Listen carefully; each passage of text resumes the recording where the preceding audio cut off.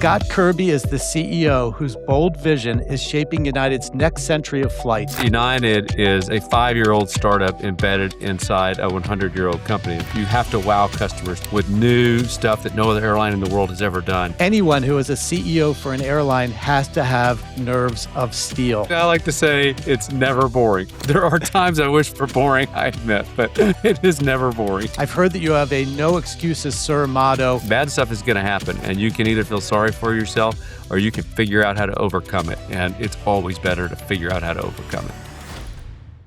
Welcome to the Long Game Podcast. I'm Eric Becker. I'm an author, an entrepreneur, and I'm founder and chairman of Crescent, a family office that we built to serve founders, multi-gen business owners, and their families. For all of the entrepreneurs and aspiring entrepreneurs, for leaders and CEOs, the long game is for you. It's the practices, it's the leadership skills, it's the culture that can stand the test of time. I'm Eric Becker, and this is The Long Game. If you could think of one industry that is the most challenging to navigate, commercial air travel might be one of the toughest. The sheer volume of people plus their luggage that must be managed every day, all while navigating language barriers, time differences, safety, global crises, technology, regulations, and not to mention the weather. United Airlines is the largest airline in the world, connecting 175 million passengers a year to every corner of the globe. It has successfully navigated unimaginable twists and turns to now mark its 100th anniversary this year. Scott Kirby is the CEO whose bold vision is shaping United's next century of flight. He's an Air Force veteran, served at the Pentagon, and has more than 3 decades of leadership experience in the airline industry. Welcome, Scott Kirby. Thanks for being here. Thanks for having me, and you made my job sound fun, which it actually is. Well, what I was thinking actually is in the airline industry, it's almost like what they say about dog years. Probably every year in the airline business is 7 actual years. I like to say it's never boring. There are times I wish for boring, I admit, but it is never boring. Well, we have an incredible respect and deep passion for companies that have endured for over 100 years. That's what the Long Game book is all about, these interviews that I've done around the world. And really, I believe that the businesses that embody these principles, any company, any stage, we should really be emulating these proven practices that stand the test of time. My question for you is, what does this 100-year milestone represent? I mean, with technology and change, we obviously live in a fast-changing world, but how do you connect this 100-year milestone, not just for United, but also for the future of the airline industry? You know, we're fortunate at United to have a 100-year legacy that all of us get to inherit. And really, aviation in the last century has been about connecting the globe.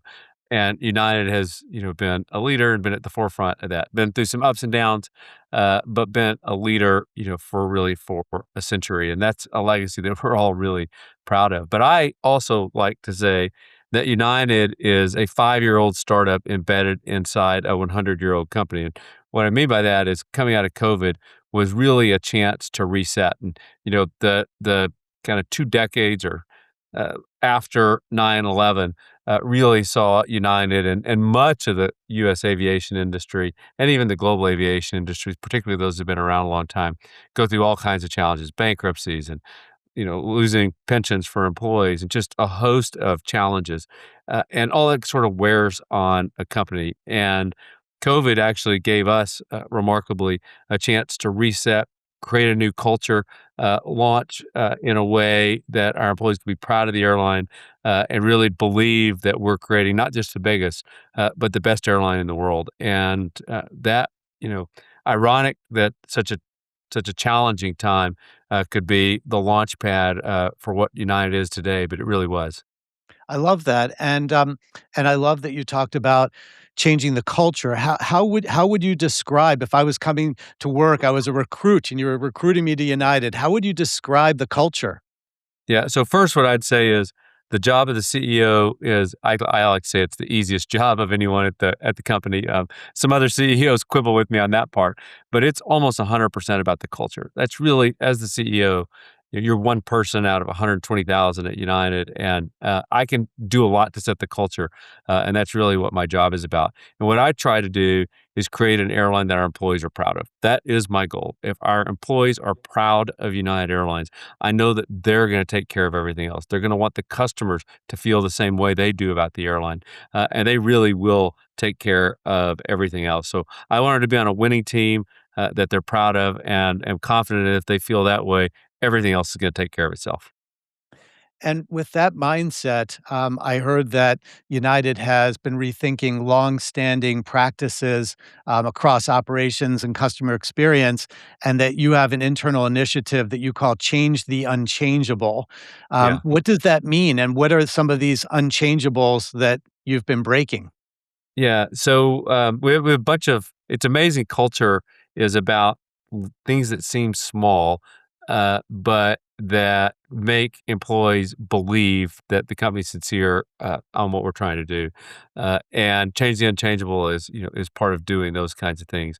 A number of examples, but one, my personal favorite example is lost bags. And at every airline I've ever been associated with, I think really every airline in the world, we try really, really hard to make sure that bags don't get lost and that they make it on the flight with you. But it is complicated, and planes get in late, weather, and the ramp congestion. There are bags that miss their flights. We at United, and truthfully every airline in the world, are positively awful once we lose your bag. We're pretty good at not losing the bag, but once we lose it, we're positively awful at the customer service of trying to reunite you with the bag. And one of the things we want to do is make that a really positive experience. And so the goal is anytime we lose a bag or that's not on the airplane with you, that we know where it is, we've tracked it, we know where it is, we tell you where it is on your flight. So we text you or we send a message to the seatback entertainment system telling you, we're sorry, the bag didn't make this flight. Here's where it is. Here's the three options for us to reunite you with your bag. What do you want to do? And then to get it back to you within 6 hours. And that's the goal. And that may sound easy, but it's really, really hard and really, really complicated, and not what we've historically done. But it's the kind of thing that vision of trying to get there makes the airline better, but also makes all our employees know and believe that we really are trying to do the right thing for customers, and it helps drive culture change as much as it does to solve one problem. I love the description of that, and, I think when you just first mentioned the problem, in my mind, I was envisioning a person by the baggage claim belt, and then afterwards, no bag shows up, and they walk into a little office to file a Yes. report. Comparing what you described as the new Yeah. experience, 1,000 times better, a million Yeah. times better. And our goal, actually, my goal for it is that that today, if we lose your bag, the NPS scores are, like 80 to 100 points lower than if we don't. I want us to get to where the NPS is actually higher if we lose your Mhm. bag than if we don't, because it's so surprising to you how good It we is. do at recovery. We still want to lose them as little as possible, Less, but yes. but that the recovery feels so different than it does on any airline. Another way of saying it, like, I wanna change at United, we want to change what it feels like to fly if you're a customer. All the things that frustrate you, that create tension, about flying, to really change all of those, to really change what it feels like to fly. And how do you think about that? So, in my case, I'm a business traveler. I have a son who just became a parent for the first time. So, I could be the business traveler. Next to me could be a young parent flying with a infant for the first time. You have different kinds of use cases. How do you Yeah. think about each of these and how you elevate the experience when we're on board the aircraft? Well, first, congratulations on being a grandfather. Oh, that was a Thank you. very I know. creative way of saying I'm a grandfather. I have a son who has a son. Um, but I actually, I think there's way more commonality between all those different passenger types that you described. And as a father of seven, I personally think of most customer initiatives through the lens of traveling with kids. Because if we solve traveling with kids, it is gonna make things better for everyone. Yes. That is one of them. Like your description of going to a baggage carousel with kids who are tired, who are hungry, that just wanna get to the hotel and get in the swimming pool or get to Disney or wherever they're going, like, not having to wait, not having to then stand in a baggage service line, is infinitely better, if you are traveling with kids.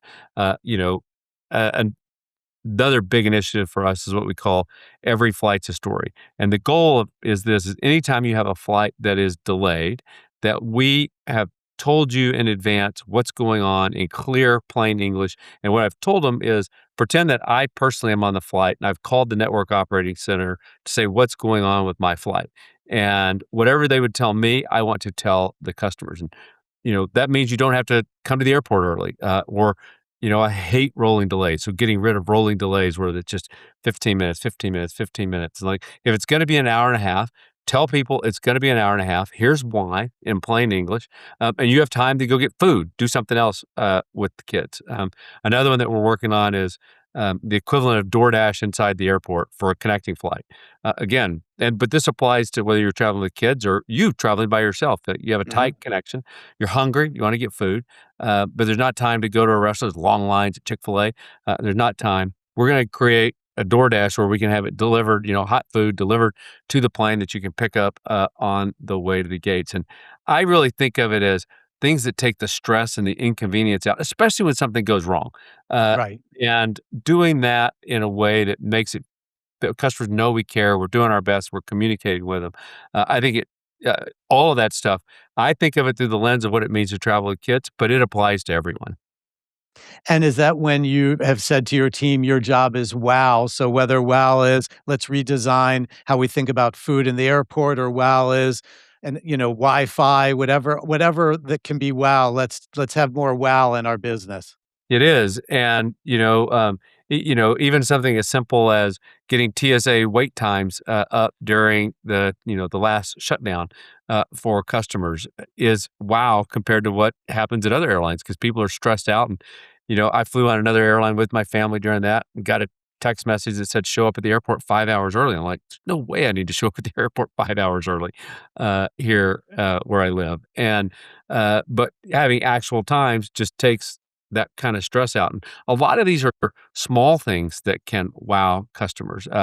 We put a scoreboard up for customers at the end of last year that was just your flight statistics. So, how many miles did you fly last year? What are your favorite destinations? And the amount of feedback and input that we got from that was just incredible. Little things really matter to make it more of an experience. And, we really want travel, the flight to not be a necessary evil to get to your great destination or your great vacation, but to be part of the experience that you actually look forward to and enjoy. And that's what we're trying to do. And you have to wow customers with new stuff that no other airline in the world has ever done if you're going to achieve that goal. I love that. It's a different way of thinking. We have a lot of CEOs in our audience, and everybody has differing levels of dealing with social media. But when I think of industries where social media is so pervasive, it would be in travel, it would be in flying. It seems like everyone's filming everything. What have you, as a leader, learned about social media that you can share with other CEOs of how to think about it, whether it's sharing stories of your own family or whether it's how you manage that every element, it seems like people are looking at it all the time.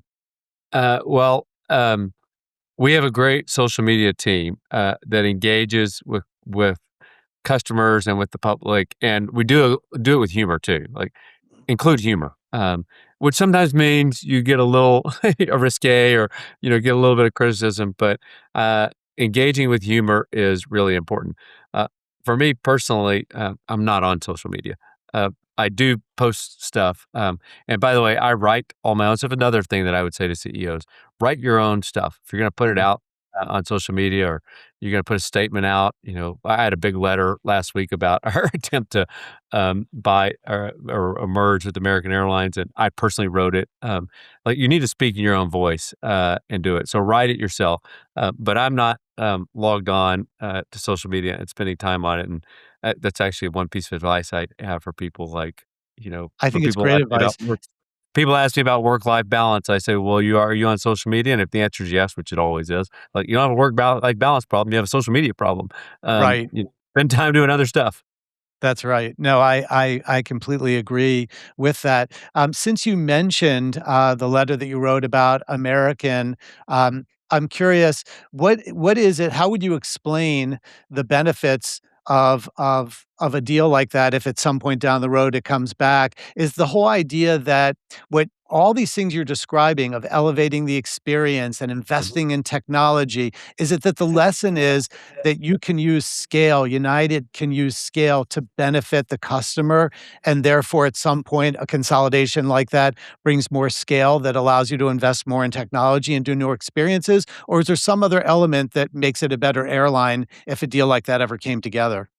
Well, I don't know that it's scale that creates that, but I know that what customers want is better technology, better service, better reliability, and a better product. And that's what we're providing. Yeah. And that's what customers want. And the point of, regulatory reviews is to create consumer customer benefit, Mhm. and customers benefit. And you just look at a place where we have a lot of overlap with American and Chicago. By the way, it's not unique to American and Chicago. We've had the same thing against other competitors and other hubs.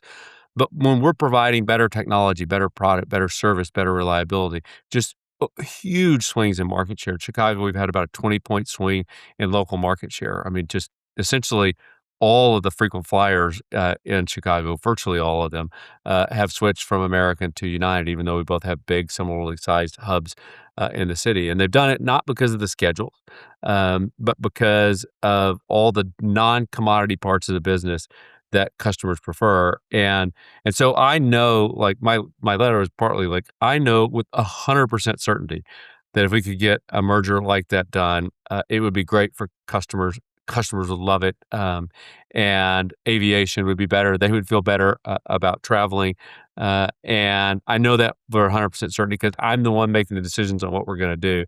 And so wanted to at least start the conversation by writing that letter about what aviation could look like, and why that would be good for customers. And that's what I So believe. now And we're going to keep pushing that I direction. love But it. So now that we're on the future, really thinking of the future, that really was about the future. How do you see AI and technology? I know there's a United Airlines Ventures. Yeah, how do you think about AI and technology and how that will impact the future of air travel and the experience? yeah, I think technology is the biggest competitive advantage that United has.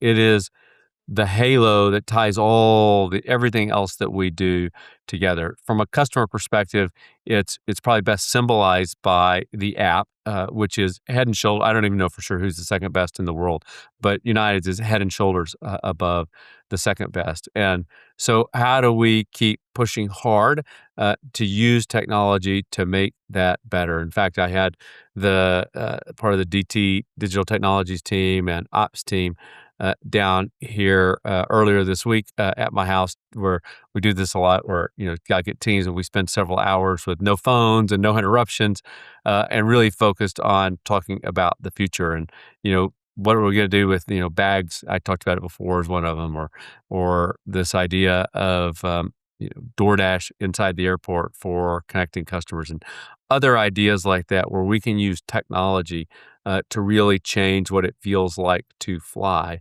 And if you're having great communication about your flight, even if there's a delay. Sometimes there are weather, we operate in tough places and when there's weather, but if we tell you in advance, here's where it goes. And we're starting to send pictures, like radar pictures to customers. Of, here's the storm moving through and there's a window, this hour, we're going to try to get everything out during this one window. You can see where the storm lines are coming through. And, if we communicate like that, people understand. They don't like it when, they don't have facts, they don't have information.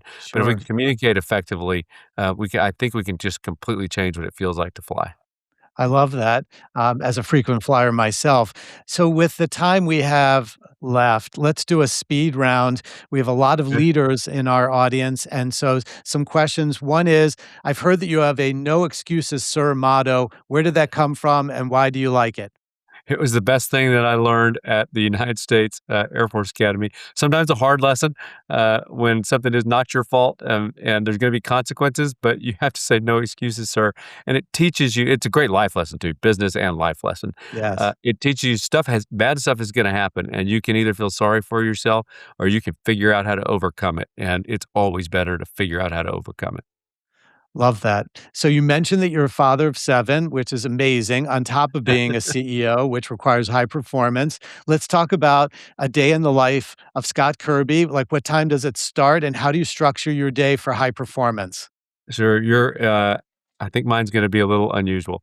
Um, I'll start with when I go to bed. I usually go to bed between 8:30 and 9, and I sleep, about 8.5 hours is normal. Uh, I don't set an alarm, so I just wake up Huh. when my body says it's time to wake up, but I always wake up for about 8.5 hours. I work out in the morning, pretty much every day. It's very unusual that I miss a day, and almost entirely because I'm traveling. I read while I work out, as well, depending on what kind of workout I am doing, but that's about an hour. Then when I'm home, I usually have breakfast with the kids. I often take the kids to school. The school has a cafeteria where you can take your kids and have breakfast there. It's a great breakfast. So I often do that. I limit myself to no more than 4 hours of meetings per day because I think my job is to think. I read a lot. I read about 3 hours a day on average. And and I spend a lot of time talking to people. So I don't have structured plans during the day, but something occurs to me and I just call and talk to people. And so a pretty um, relaxed day. I'm usually done in time to help with the kids at night. With still young kids at home, I become a chauffeur quite frequently at night. I will be doing that tonight. I'm on my way to a baseball practice in an hour, Love that. and uh, and so I have a pretty really somewhat relaxed and very fun life and a good routine. That's a great routine. You mentioned being an avid reader, and so what would be the very first thing you read at the beginning of a day? Is there like a trusted source that sort of like the first thing you look at reading wise?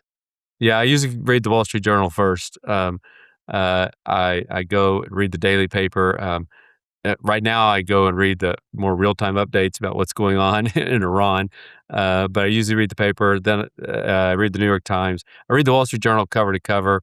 The New York Times, I probably read 10 to 15 articles a day out of that. And then Love I'm that. usually onto a book. Magazines I still read in print, so I mostly read those on airplanes. Because the other thing I do when I read is I walk around. Mhm. I get over 20,000 steps a day each of the last 3 years. And so I walk and read, and it's hard to do that with paper, but I can do it on my iPad. Everything else I read on my iPad. That's fantastic. A couple more speed questions before we Okay. wrap up. One is, when you think of your life and career, what is either a teacher, a coach, or a manager that you worked for in one way or another that was the best person you ever worked for, and why was that person great in their role? I've learned a lot from people I worked with my whole life, really. I've learned more by reading, I think. I Mhm. like the kind of people I try to live up to I'm inspired by Winston Churchill and Abraham Lincoln, George Patton, Mm. leaders like that. But I go all the way back to when I was a kid. Coaches, many of the coaches that I had when I was young, I learned a lot from. A guy named Jerry Key, who was the city manager in my small town of Rowlett. Um, I had probably the coolest job a 16-year-old could have. I convinced him to let me keep the gym open at night for the small town, and so I got paid to play basketball. He used to joke with me that I could never go to the Olympics because I'd already been a paid professional athlete, which, of course, now you can't be a paid professional athlete. Um, but, that was great. The Air Force Academy, like, what a place where, I, was there, had numerous, instructors there who, had flown in Vietnam. I had a sponsor, Lou, who had been shot down, in, Vietnam. And, the stories and experiences that those people could impart to you was amazing. I went to work at the Pentagon. Like, I think the smartest people I ever worked with were there at the Pentagon. I worked in a group called Economic Analysis and Resource Planning. These, University of Chicago PhDs that they'd been working in the Pentagon for 20, 25 years or more. I got to hang out with them and hear from them. And, like, Nobel Prize winners from University of Chicago would come into town and want to, have lunch or something with them. And I got to go. Like, how cool. Like, I'm 22 years old. Getting to go to lunch with people that have won the Nobel Prize in economics. Just a remarkable Amazing. experience. I mean, I've never, with the exception of I was a short order cook at Sonic. That's the Okay. only time I ever felt like I had a job. Everything else I've done, I've enjoyed. That's amazing and great, and it sounds like you've found learning opportunities everywhere, which is Okay. amazing. I have one last question for Okay. you. Many years ago, I ran this contest with board members and CEOs, and I asked them, "What is the best question you've ever asked or been asked?" And the winner of that contest was to ask yourself every day, "What am I tolerating but shouldn't be?"